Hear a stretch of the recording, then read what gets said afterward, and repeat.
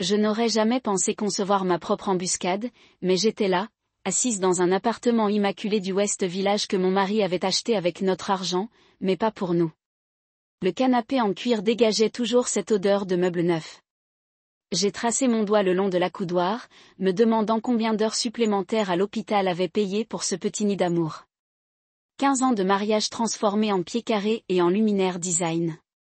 L'ironie ne m'a pas échappé.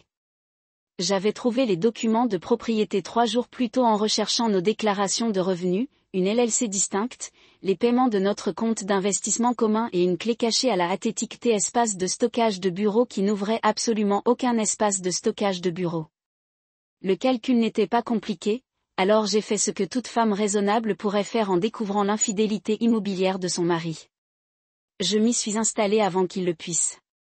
J'ai vérifié ma montre. 19h42 d'après son agenda, Jason a dîné tardivement avec un client ce soir. C'est drôle comme les dîners de ses clients se sont multipliés ces 8 derniers mois. Encore plus drôle, comment son eau de Cologne avait changé, comment il avait soudainement développé un intérêt pour le fitness. La manière dont son travail s'appelle désormais exigeait de la confidentialité. J'ai entendu l'ascenseur sonner devant la porte de l'appartement. 2 voix, une masculine et une féminine, s'approchèrent en riant de quelque chose. J'ai bu une lente gorgée de Macallen, 18 ans, que j'avais trouvée dans le placard de la cuisine. C'est bonne chose. Les trucs qu'il n'a jamais ramenés à la maison. Attendez juste de voir la vue. La voix de Jason résonna à travers la porte alors qu'une clé glissait dans la serrure. Ça vaut le coup. La porte s'est ouverte. La lumière du couloir pénétrait, dessinant la silhouette de mon mari et d'une femme que je n'avais jamais vue auparavant. Sa main était confortablement glissée dans le creux de son bras. Ce geste familier que je faisais avant qu'il ne devienne paix dans notre mariage. Soirée chérie, dis-je en allumant la lampe à côté de moi. Bienvenue à la maison. Ou devrais-je dire bienvenue dans votre autre maison. La femme, petite, probablement au début de la trentaine, avec le genre de beauté naturelle qui demande de sérieux efforts, se figea dans l'embrasure de la porte. Le visage de Jason a effectué une transformation remarquable, passant d'un bonheur détendu à un choc puis à une panique mal dissimulée en moins de 2 secondes. « Chloé » réussit-il, la voix étranglée. « Qu'est-ce que tu es ? Comment as-tu trouvé l'appartement que tu me caches depuis 6 mois ? » Je me levai, refusant de rester assis comme si j'étais le visiteur. La meilleure question est de savoir comment tu pensais que je ne le ferais pas.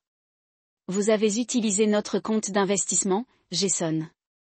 Pensiez-vous que je n'aurais pas de déclaration ? La femme recula légèrement.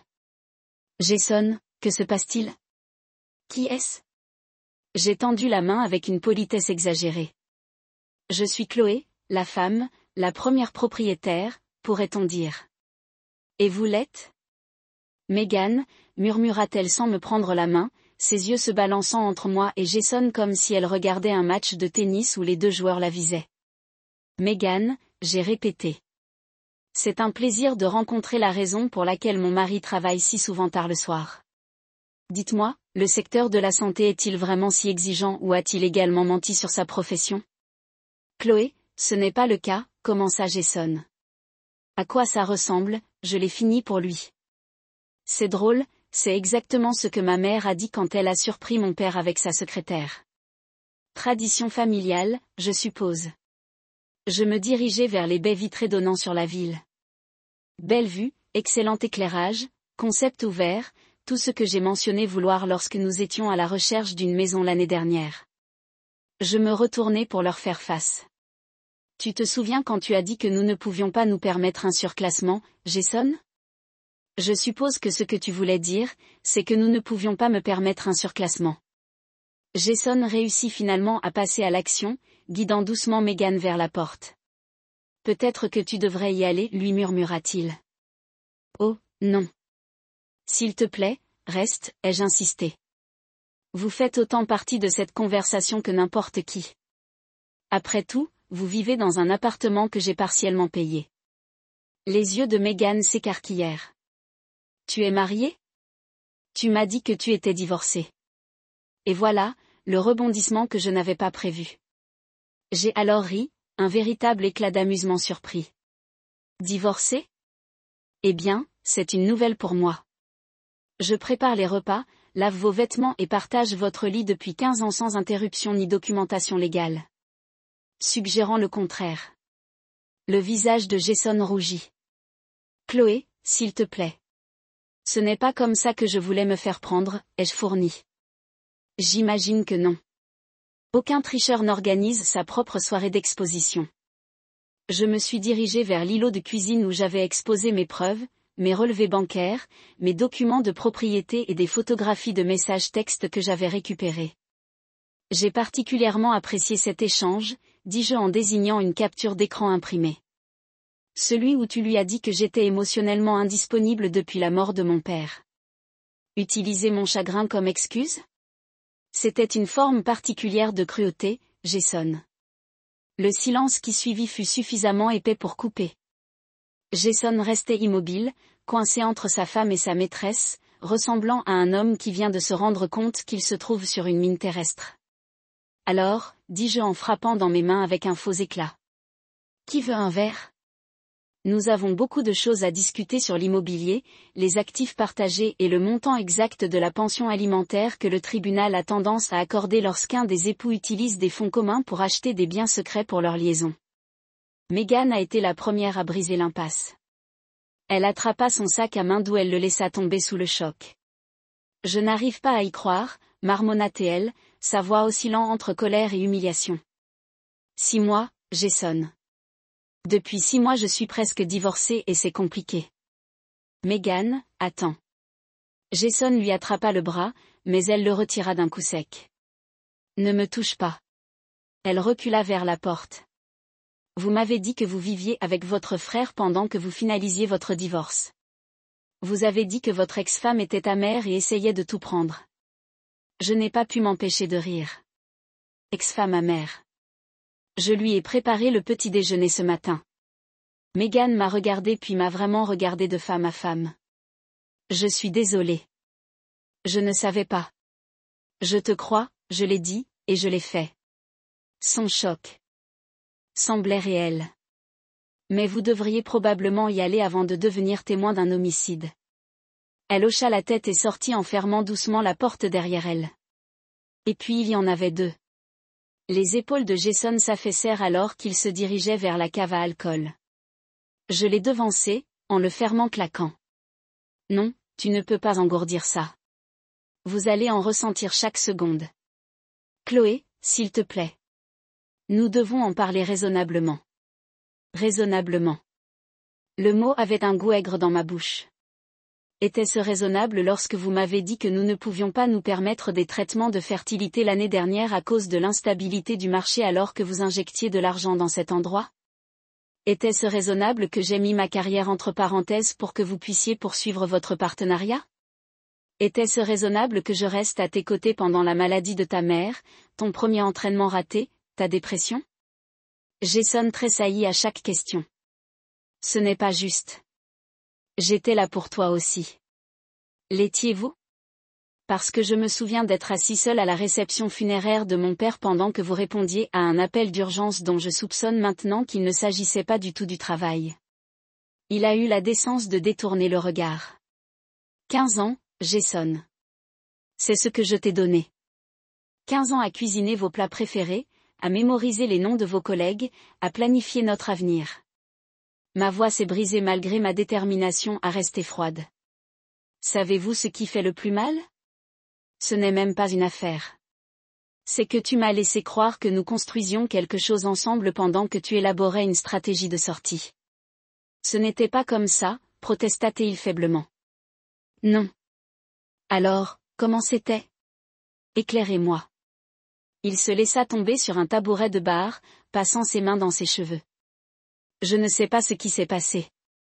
Nous sommes devenus à l'aise, habitués à la routine, puis Meghan est entrée dans le cabinet en tant que nouvelle représentante pharmaceutique et elle était plus jeune, plus excitante, ne pleurant pas un père décédé, ai-je fourni. Intéressée, dit-il doucement. Elle posait des questions sur moi, semblait fascinée par mes opinions. Je sais à quel point cela semble pathétique. Tu as raison. Cela semble pathétique.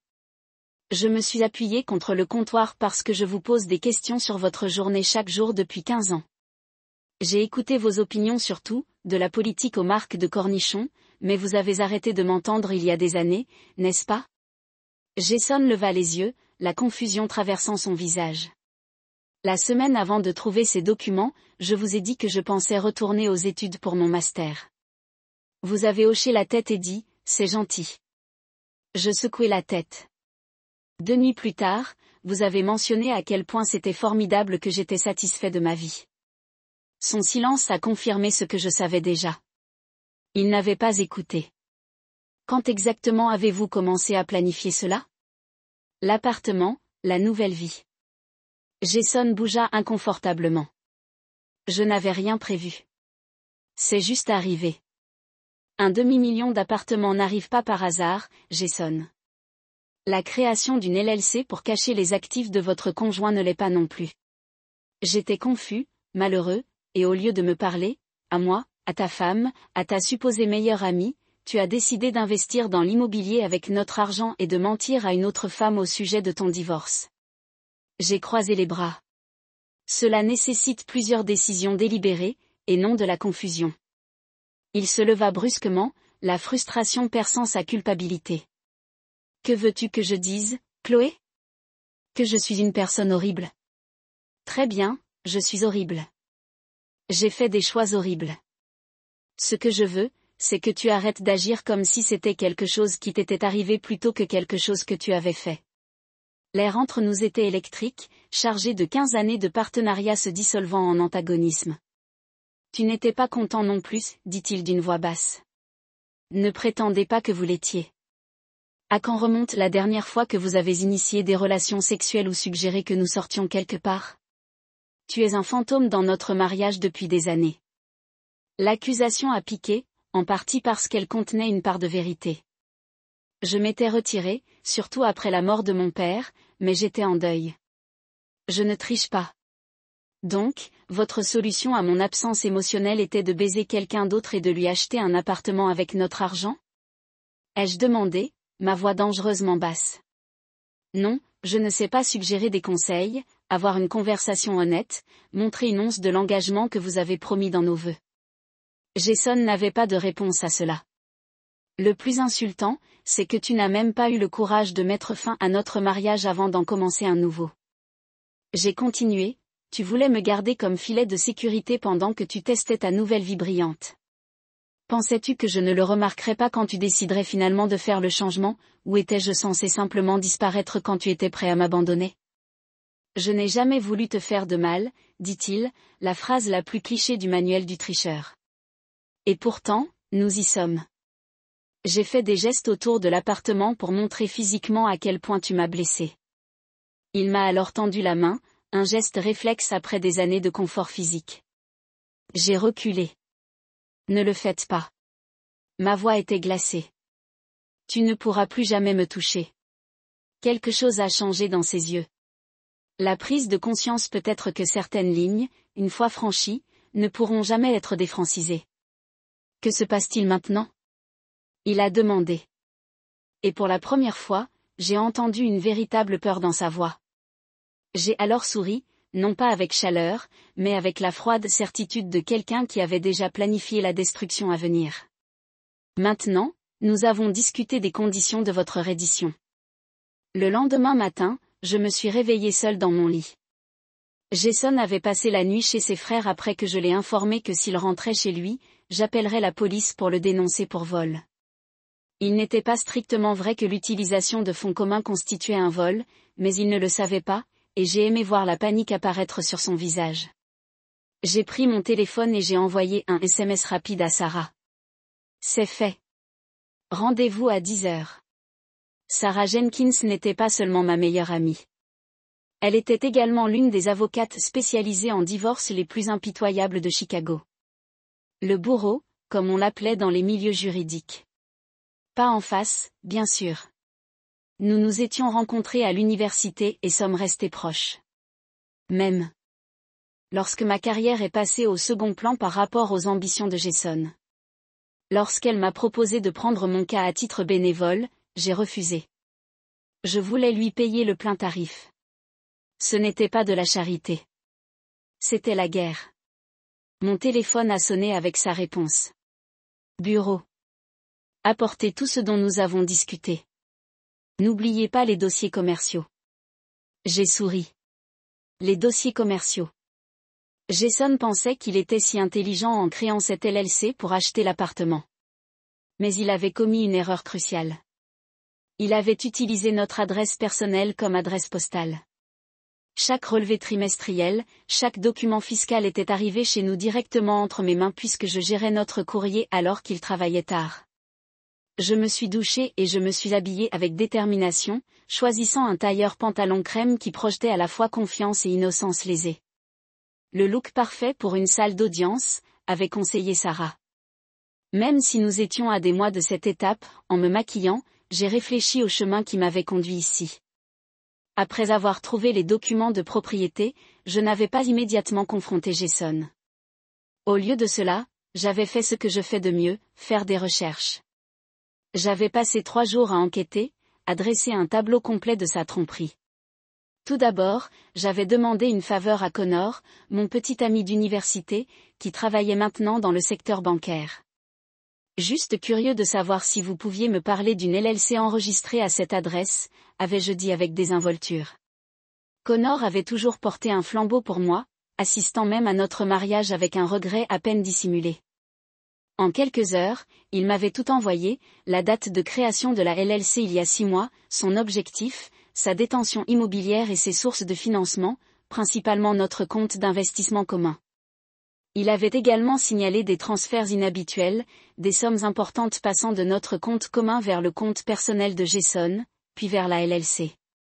Ensuite, j'avais contacté la gestion de l'immeuble de l'appartement, me faisant passer pour l'assistant de Jason. Le docteur Warren m'a demandé de vérifier certains détails d'entretien de la nouvelle unité, avais-je répondu avec assurance.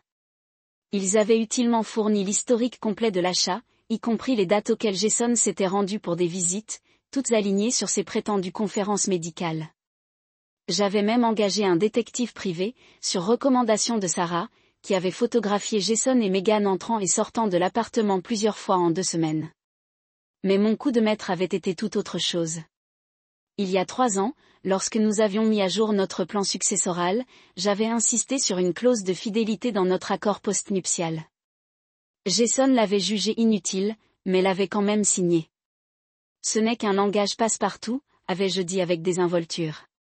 Même si j'avais payé un supplément à notre avocat pour rédiger un langage spécifique à notre situation. La clause était élégante dans sa simplicité. Si l'un ou l'autre des conjoints s'engageait dans des relations extra-conjugales entraînant des irrégularités financières, comme par exemple l'achat d'un bien immobilier pour un amant, le conjoint lésé recevrait 70% de tous les actifs matrimoniaux plus la propriété exclusive de notre résidence principale. Jason l'avait complètement oublié. Je ne l'avais pas fait. J'ai vérifié mon sac une dernière fois. L'accord postnuptial, les documents LLC, les photos des enquêteurs privés, les relevés bancaires montrant les fonds détournés et mon préféré, une clé USB contenant une vidéo de Jason et Meghan entrant dans l'appartement. Date estampillée et claire comme le jour. Alors que je partais, mon téléphone a sonné. Jason, qu'est-ce que tu veux? J'ai répondu froidement. Chloé, s'il te plaît, pouvons-nous en parler? Il doit y avoir un moyen de s'en sortir. Gardez-le pour quelqu'un qui croit encore à vos mensonges. Je l'ai coupé. Je rencontre mon avocat dans 30 minutes pour discuter de la procédure de divorce. Avocat? Sa voix monta d'une octave. Chloé, tu ne trouves pas que c'est prématuré? Nous devrions d'abord essayer de consulter. Travailler jusqu'au bout. Le moment du conseil était avant que vous achetiez un appartement sexuel avec notre caisse de retraite. J'ai craqué. Et juste pour que ce soit clair, je suis également au courant de l'argent que vous avez siphonné au cabinet. C'était du bluff, mais sa respiration brusque m'a dit que j'avais décroché l'or. Note mentale. Demandez à Sarah d'ajouter l'irrégularité financière professionnelle à notre enquête. Ce n'est pas à ça que ça servait, balbutia-t-il. Gardez-le pour votre déposition, dis-je, et j'ai raccroché. En me rendant au bureau de Sarah, j'ai pensé aux préparatifs discrets que j'avais faits au cours de l'année écoulée. Avant même de découvrir l'appartement, quelque chose en moi avait senti le changement dans notre mariage. J'avais ouvert mon propre compte bancaire et j'avais commencé à y transférer de petites sommes de mes revenus personnels. J'avais catalogué nos objets de valeur, documenté notre historique financier, surtout, j'avais renoué avec mon réseau professionnel. Il y a 2 mois, j'avais passé un entretien pour un poste au département de restauration de l'Art Institute, mon domaine d'origine, avant de réduire mes activités pour soutenir la carrière de Jason. Il m'avait proposé le poste la semaine dernière. Je ne l'avais pas dit à Jason. C'était mon filet de sécurité, ma garantie d'indépendance, quelle que soit la manière dont le divorce se réglerait. Sarah attendait dans son bureau du coin, ressemblant en tout point à un prédateur légal dans un costume anthracite et des talons rouges vendus. « Tu as l'air étonnamment bien pour quelqu'un dont le mariage vient d'imploser », observa-t-elle en me faisant signe de m'asseoir. « Je me prépare à cette possibilité depuis plus longtemps que vous ne le pensez, » répondis-je en déballant mes preuves sur son bureau. « Fille intelligente. J'ai toujours su que vous étiez le cerveau de cette relation. » Elle a pris l'accord postnuptial et a souri avec appréciation. « Ah, oui, notre petite police d'assurance. Voyons s'il se souvient d'avoir signé ceci. » Ce n'est pas le cas, j'ai confirmé. Quand j'ai mentionné le divorce hier soir, il a commencé à parler de partage des actifs à parts égales. Sarah a ri. Comme il était généreux de sa part de vous offrir ce que la loi garantirait. Quoi qu'il en soit, elle a ensuite examiné les documents de la LLC. Utiliser des fonds communs sans divulgation. Infidélité financière classique. Les tribunaux. Je déteste ça. Il y a plus, dis-je en glissant sur mon téléphone. Vérifiez les SMS qu'il m'a envoyés au cours des 6 derniers mois.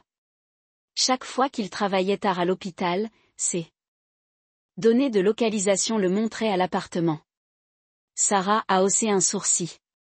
Il l'a configuré il y a des années pour que je puisse voir quand il rentrait du travail, n'est-ce pas? Divorce, invoquant l'adultère et la mauvaise conduite financière. Nous demanderions une audience d'urgence pour geler les actifs, en particulier la SARL et l'appartement.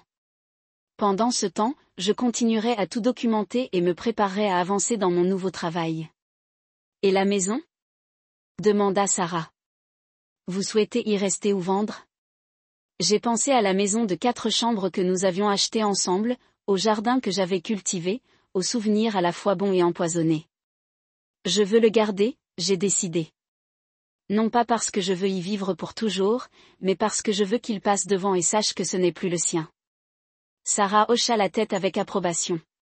C'est ma fille. Maintenant, une dernière chose. Elle se pencha en avant. Il va essayer de se réconcilier. Les hommes comme Jason paniquent lorsqu'ils réalisent ce qu'ils sont sur le point de perdre. Il promettra de changer. Demandez une autre chance. Êtes-vous prêt à cela? Je pensais aux nuits tardives que j'avais passées à l'attendre. Les traitements de fertilité qu'il nous avait refusés tout en finançant sa vie secrète. Les années que j'avais investies dans un partenariat qui s'était lentement vidé de l'intérieur. J'étais prêt à passer ma vie avec lui, dis-je doucement. Maintenant, je suis prêt à le dépenser sans lui. Il n'y a pas de troisième option. Sarah tendit la main par-dessus son bureau et me serra la main. Alors veillons à ce que vous obteniez chaque centime que vous méritez. Alors que je quittais son bureau, mon téléphone a sonné avec un SMS de Jason. S'il vous plaît, rentrez à la maison. Nous devons parler. Je peux tout expliquer. J'ai tapé une seule réponse. Ce n'est pas moi qui ai besoin de trouver une nouvelle maison. 3 semaines plus tard, je me trouvais dans la cuisine de notre maison. Chez moi maintenant, conformément à l'ordonnance provisoire du tribunal. J'écoute le message vocal de plus en plus désespéré de Jason. Chloé, s'il te plaît. La banque a gelé les comptes fictifs. Je ne peux accéder à rien. Mon avocat dit que ce poste nuptial pourrait même ne pas être exécutoire. Nous devons parler directement. Arrangez-vous pour trouver une solution entre nous. J'ai supprimé le message et j'ai continué à couper des légumes pour mon dîner. Juste un couvert maintenant. Le silence de la maison ne me dérangeait plus. C'était nettoyant. L'audience d'urgence s'est déroulée exactement comme Sarah l'avait prédit. Lorsque le juge a vu les preuves d'irrégularité financière, non seulement l'appartement, mais aussi, comme nous l'avons découvert, près de 200 000 $ que Jason avait détournés de sa pratique médicale vers des investissements personnels. Il avait immédiatement accédé à notre requête visant à geler les avoirs et m'avait accordé l'usage exclusif temporaire de notre résidence principale. Jason avait reçu l'ordre de continuer à payer l'hypothèque et les services publics tout en conservant son propre logement séparé. L'expression de son visage lorsque le juge a annoncé la décision valait chaque centime des frais juridiques de Sarah. Son avocat, un ami du country club spécialisé dans le droit fiscal et non dans le tribunal de la famille, avait été largement surpassé par Sarah. Ils ont essayé de faire valoir que l'accord postnuptial avait été signé sous la contrainte. Ce n'était pas le cas. Et que l'appartement était un immeuble de placement légitime. Ce n'était clairement pas le cas. Mon téléphone a encore sonné. Pas Jason cette fois, mais Megan. Je lui avais donné mon numéro après notre confrontation.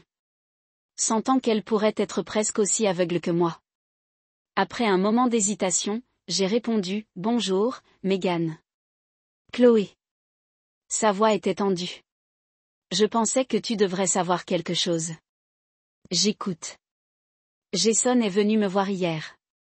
Il a dit que vous étiez déraisonnable, que vous essayiez de le détruire par méchanceté. Il voulait que je témoigne qu'il n'y avait rien entre nous jusqu'à ce que vous soyez séparés. J'ai ri amèrement. Bien sûr, il l'a fait.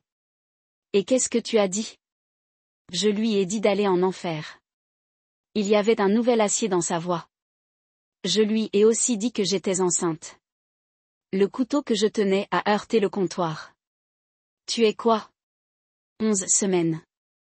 Je l'ai découvert juste après cette nuit à l'appartement.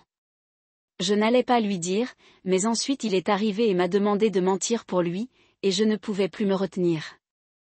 La pièce semblait légèrement s'incliner après des années pendant lesquelles Jason me disait qu'il n'était pas prêt à avoir des enfants après les discussions sur la fertilité qu'il avait constamment reportées. Je suis désolée, a poursuivi Megan.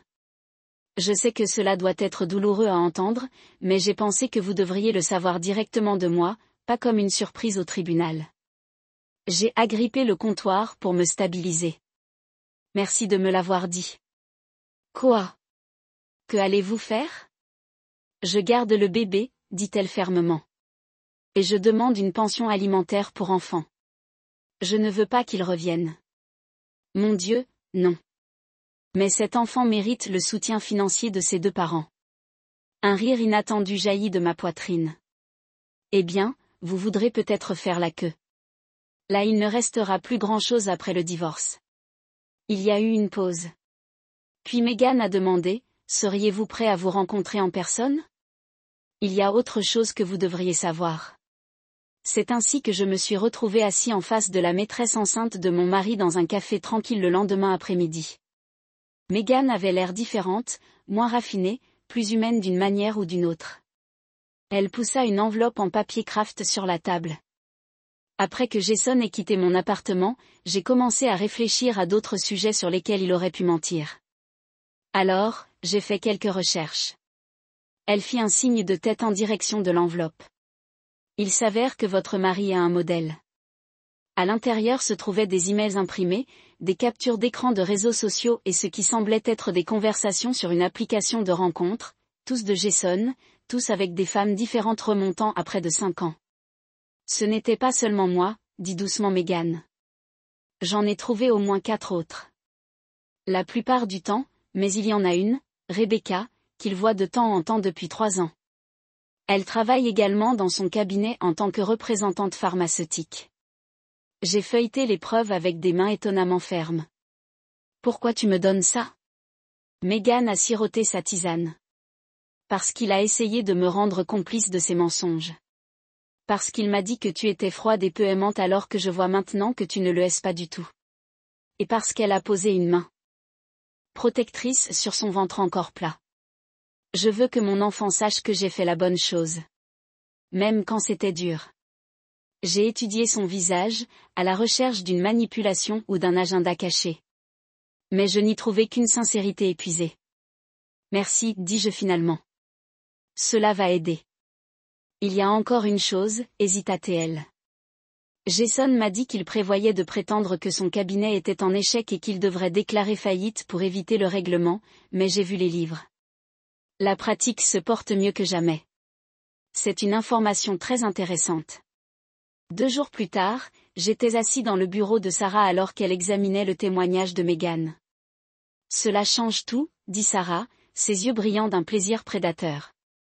Plusieurs affaires au fil des ans, pas une erreur ponctuelle, une fraude financière, un parjure planifié sur la valeur du cabinet. Elle m'a regardé. Avec ça, nous ne gagnerons pas seulement, Chloé. Nous allons l'anéantir. Notre prochain geste ? Nous avons demandé à un jury comptable d'évaluer la pratique. Nous avons déposé ces autres femmes. Et elle a souri méchamment. Nous avons invité Megan à notre côté de la salle d'audience. La semaine suivante a eu lieu la confrontation que j'attendais. Jason est apparu à ma porte à l'improviste. Tout ce que j'ai construit va s'effondrer. Je m'appuyai contre le cadre de la porte, bloquant son entrée. Je n'aurais pas dû le construire sur des mensonges. Ensuite, j'ai fait des erreurs. De terribles erreurs. Mais cette vendetta nous détruira tous les deux financièrement. Sa voix se brisa. Vous ne vous souvenez pas des bonnes années ? 15 ans de mariage, ça ne veut rien dire ? J'ai étudié l'homme avec qui j'avais prévu de vieillir, à la recherche de tout vestige de la personne que j'avais aimée. Il représentait tout pour moi. Jason, c'est pour ça que ta trahison ne peut pas être pardonnée. Megan est enceinte, lâcha-t-il, guettant ma réaction. Je sais. Elle me l'a dit elle-même juste avant de me montrer des preuves de vos autres aventures. La couleur disparut de son visage. Quoi ? Rebecca, Elisa, Sophia, Lorraine ? J'ai récité les noms comme une litanie. Pensiez-vous que Megan était spéciale ? Le seul qui comptait suffisamment pour m'en parler ? Il chancela légèrement.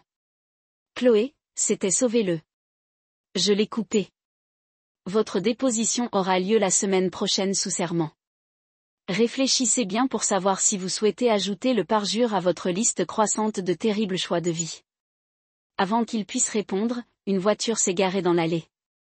Sarah émergea, suivie d'un homme portant du matériel photographique.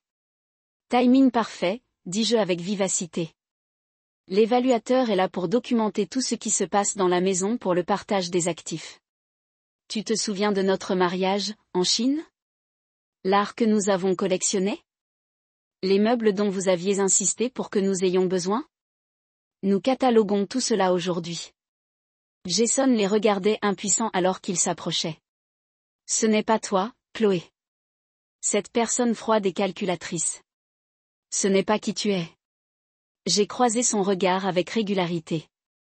Tu as raison. C'est qui tu m'as fait. Alors que Sarah et l'évaluateur atteignaient la porte, j'ai reculé. Tu devrais y aller maintenant. Votre vie s'effondre et je ne voudrais pas que vous manquiez une seconde de voir cela se produire. Il partit sans un mot, les épaules affaissées par la défaite. Pour la première fois depuis que j'ai découvert sa trahison, je n'ai ressenti aucune satisfaction dans sa douleur, seulement une tranquille certitude que justice était enfin rendue. 6 mois plus tard, je me trouvais dans la galerie de l'Art Institute, supervisant l'installation d'un Monaï nouvellement restauré. Mon nouveau poste de restaurateur adjoint s'est avéré être tout ce que j'espérais. C'est un défi, une satisfaction et c'est entièrement le mien. Le divorce avait été finalisé 3 semaines plus tôt. En fin de compte, Jason n'avait pas contesté les conditions. Face à la montagne de preuves, aux multiples liaisons, aux tromperies financières, aux parjures planifiées sur la valeur de ses pratiques, il s'était complètement plié. J'ai reçu la maison, que j'ai rapidement mise en vente, 75% de nos biens matrimoniaux et une pension alimentaire permanente qui diminuerait progressivement sur 5 ans à mesure que je reconstruisais ma carrière. Jason a conservé son cabinet, même si l'audit médico-légal a révélé suffisamment de manœuvres financières douteuses pour justifier une enquête distincte de l'IRS. L'appartement de West Village avait été vendu, les bénéfices partagés, conformément à l'accord postnuptial. Je n'y ai plus jamais remis les pieds après cette première nuit. Le souvenir d'être assis dans ce fauteuil en cuir, attendant que ma vie implose et se transforme simultanément, était suffisant. Megan avait donné naissance à une fille il y a 2 mois. Nous entretenions une étrange amitié prudente, réunie par une trahison partagée et maintenant liée par un enfant que je voyais occasionnellement sur des photos mais que je ne rencontrerais probablement jamais. Jason était peu impliqué dans la vie de sa fille, envoyant des paiements de pension alimentaire tout en gardant une distance émotionnelle. Certains modèles ne changent jamais.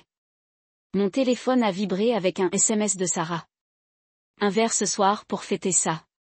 Le conservateur britannique que vous avez mentionné sera chez Gibson. J'ai souri. Sarah s'était désignée comme ma marraine de retour dans la vie de célibataire, insistant sur le fait que 38 ans commençaient à peine et que j'avais des années de chaleur devant moi après avoir été gâchée par ce médecin infidèle. Peut-être que j'ai envoyé un SMS pour l'installation de support ici. Nous vous le ferons savoir. Alors que je demandais au technicien d'éclairage d'ajuster l'angle d'éclairage du monaille, j'ai senti une présence derrière moi. Je me suis retournée pour trouver Connor, mon petit ami d'université, maintenant directeur de banque qui m'avait aidé à découvrir les tromperies financières de Jason, debout, les mains dans les poches. Les rumeurs sont vraies, dit-il en jetant un coup d'œil au tableau. Vous avez réussi le travail de restauration. 6 mois maintenant, confirmai-je, surpris de le voir. Qu'est-ce qui vous amène à l'Institut d'art un jeudi après-midi? Un déjeuner d'affaires à proximité, mais honnêtement, sourit-il penaud. J'ai entendu dire par des amis communs que vous travaillez ici. Je pensais voir si tu voulais prendre un café un jour. Je l'ai étudié. Le sourire tordu familier. La confiance qui lui était toujours venue naturellement. L'histoire entre nous qui a précédé toute la douleur. Café? Répétai-je pensivement. Juste du café pour l'instant. Ses yeux rencontrèrent les miens directement. J'ai entendu parler de tout, Chloé. Je suis désolée pour ce que tu as vécu. Merci. C'était éducatif. Je me suis retournée vers le tableau. J'ai appris de quoi je suis capable, ce que je ne tolérerai plus jamais. Cela ressemble à une femme qui sait exactement ce qu'elle veut, observa Connor. En y arrivant, j'ai admis. Certains jours, je trouve encore ma voix. Nous restâmes dans un silence confortable, regardant les monailles. La façon dont les nénuphars semblent flotter à la surface tout en dissimulant les profondeurs en dessous. Alors, café? Demanda-t-il doucement. Pas encore, ai-je décidé, mais peut-être un dîner le mois prochain quand je serai prêt. Il hocha la tête, acceptant la limite sans poser de questions. Je serai là quand tu le es. Pas de précipitation. Après son départ, je suis restée dans la galerie, observant les visiteurs se déplacer dans l'exposition, chacun voyant quelque chose de différent dans la même œuvre d'art. Il y a 6 mois, je pensais savoir exactement à quoi ressemblerait ma vie. 15 années tracées dans des rêves partagés et des projets unifiés. Désormais, chaque jour était inexploré, entièrement construit par mes propres choix. Ce soir-là, alors que je déclinais l'invitation de Sarah et marchais seule dans Millennium Park, je me suis retrouvée à m'arrêter pour regarder un jeune couple se disputer près de la sculpture en forme de haricot. La femme essuya ses larmes tandis que l'homme faisait un geste emphatique, son langage corporel criant sur la défensive. Pendant un instant, je me suis vue moi-même et Jason dedans. Les premiers désaccords que j'avais aplanis, les signaux d'alarme que j'avais peints en blanc grâce aux compromis et aux concessions. Je les ai presque approchés, j'ai presque partagé ma dure sagesse sur la confiance en mon instinct et le respect des limites. Au lieu de cela, j'ai continué à marcher, les laissant trouver leur propre chemin, comme j'avais finalement trouvé le mien. De retour dans mon nouvel appartement surplombant le lac Michigan, je me suis servi un verre de vin et j'ai ouvert mon ordinateur portable pour passer en revue les techniques de conservation d'un projet à venir. En travaillant, j'ai réalisé que je souriais. Pas exactement du bonheur, mais de quelque chose de plus profond. La satisfaction de l'autonomie récupérée. Le buzzer de l'immeuble a interrompu ma concentration. La voix du portier crépitait à travers l'interphone. Madame Reynolds, il y a une livraison pour vous. En bas, j'ai trouvé un package sans adresse de retour. À l'intérieur se trouvait un petit poids de papier en verre exquis contenant ce qui semblait être un liao. remarquablement similaire au monaï que je restaurais. Une note l'a accompagné. Au nouveau début lorsque vous êtes prêt. Pas de précipitation.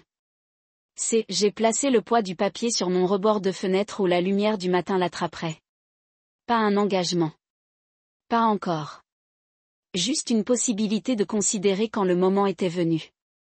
Cette nuit-là, alors que je me tenais sur mon balcon, en regardant la surface changeante des lacs sous le clair de lune, j'ai pensé au voyage étrange et douloureux qui m'avait conduit ici. La trahison qui m'avait presque brisé m'avait forcé à me reconstruire, plus forte et plus sage qu'auparavant. Je n'avais pas seulement survécu à la trahison de Jason. Je l'avais transcendée. La femme qui s'était assise à attendre dans cet appartement il y a 6 mois, le cœur battant de trahison et de rage, avait disparu. À sa place se tenait quelqu'un de nouveau, une femme qui avait appris que les vœux les plus importants ne sont pas ceux que nous faisons aux autres, mais les promesses que nous nous faisons. Pour de nouveaux débuts, j'ai chuchoté à la nuit, en élevant mon verre à personne d'autre que moi-même. Après tout, j'étais le seul public qui comptait maintenant.